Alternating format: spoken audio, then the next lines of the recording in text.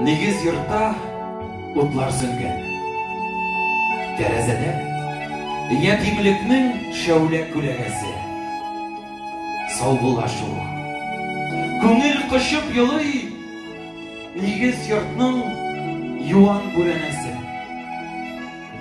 Тәрәз төпләрендә гөлләр иде. Озатып калган, каршы алган бар күз көтә иде. Тәкъдир шушы йортка ачылмаска дип йозак салган. Кагылма син язмыш, япма ул капканы. Минем анда балачагым калган.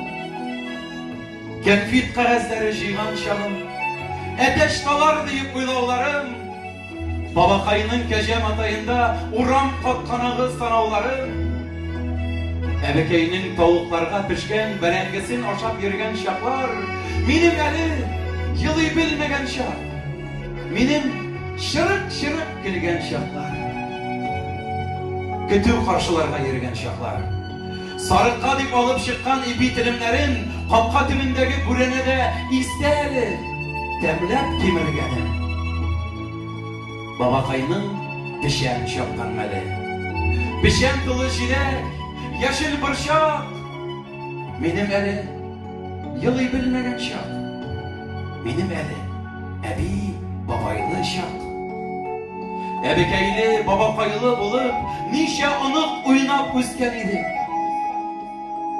Шул ишекне кайгы кайрып керде.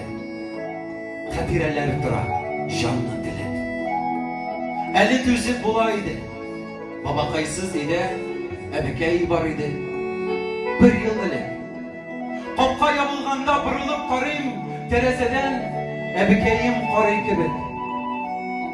Бикле капка, ятим тәрәзәләр, бу тилмерү шашып сагынудан nigiz yurtta йозак. Гомер китабымның шул битләре мәңге ябылдылар.